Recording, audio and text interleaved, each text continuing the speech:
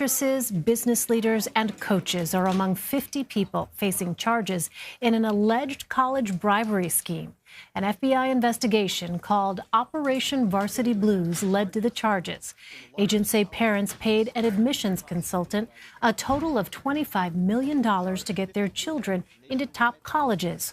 The scheme allegedly involved bribes, cheating on college entrance exams, and fake athletic scholarship applications. CBS News national correspondent Chip Reid reports. This is a case where they flaunted their wealth, sparing no expense, to cheat the system. Federal authorities were blunt as they announced the Justice Department's largest college admission prosecution ever. These parents are a catalog of wealth and privilege.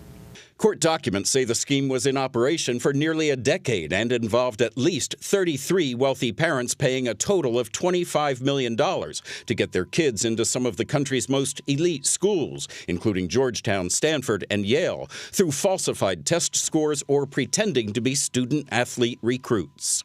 The mastermind is William Singer of Newport Beach, California, who pled guilty today to crimes including conspiracy and racketeering and became a cooperating witness, turning in clients including actress Felicity Huffman of Desperate Housewives and Lori Loughlin of the Netflix show Fuller House. Huffman allegedly paid $15,000 to Singer to boost her daughter's SAT score. Numerous parents paid Singer between $15,000 and $75,000. to have someone either take the exam for their child or to correct their child's answers afterward, all to achieve a sufficiently high, pre-agreed score on those tests. The most elaborate part of the scheme involved bribing at least 9 college coaches, including Georgetown University's former tennis coach, to use recruitment slots for kids who had no intention of playing college sports. Some even photoshopped their children onto real athletes. In return for bribes, these coaches agreed to pretend that certain applicants were recruited competitive athletes, when in fact the applicants were not. As the coaches knew, the students' athletic credentials had been fabricated. That's the fraud prosecutors say Loughlin participated in. The actress allegedly paid $500,000 in bribes to get her daughters into USC as members of the crew team, even though they didn't row. When Singer emailed Loughlin that her daughter got in, she responded, "This is wonderful news." Singer replied, "Please continue to keep this hush-hush until March." Loughlin says, "Yes, of course." Loughlin's daughter, Olivia Jade, had to apologize after she said this about college on one of her social media feeds. But I do want the experience of like game days, partying. I don't really care about school. Do you think some of these parents could actually end up behind bars? I do think it is possible for CBS News legal analyst Ricky Kleeman. It is one thing to use your money to try to get your child into a better college, which is a crime, but it's quite another thing to be able to buy your way out of jail with the same money. That's not going to happen here. Chip Reid joins us now from Washington. So, Chip, were the schools aware of the alleged scheme? Well, prosecutors say they do not believe they were. Here at Georgetown University, for example, the tennis coach allegedly received $2.7 million to reserve 12 slots for students whose parents were paying their way in.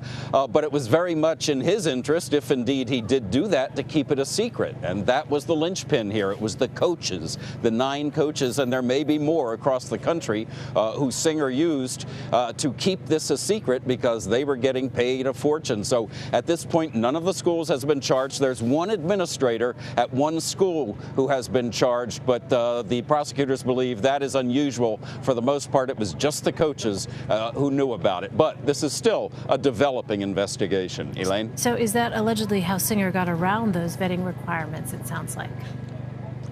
That's exactly right. That's how he did it. He had the coaches doing exactly what he wanted them to do because they were getting paid for it.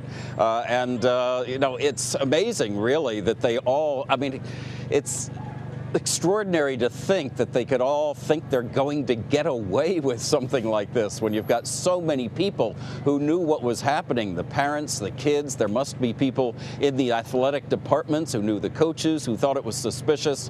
You know, it's pretty predictable they would eventually have been caught, and they were. So, Chip, what about the students? What will happen to the students whose parents are accused in this case? Well, that's a really good question. First of all, they have not been charged. None of the students has been charged. And the prosecutors today in the press conference left open the possibility that some could, if they really knew exactly what was going on here and they were part of the scheme. But now the question is, will they be allowed to stay at Georgetown and the other schools where their parents helped them get in by paying their way? And that is still unclear. Elaine? So, Chip, what happens next in this investigation? Well, a lot. There could still be a lot of people added to the list of 33 parents and the 9 coaches. And as I mentioned, it's possible that some of the students could also be charged in this case. This clearly is an investigation that is not done, but they felt it was ripe for making it public, perhaps because they were afraid that people were about to get word of the investigation and might leave the country or abscond in some way with the funds. So they moved, but this is a developing case, Elaine. All right, really remarkable case, too. Chip Reid, thanks very much, Chip. My pleasure.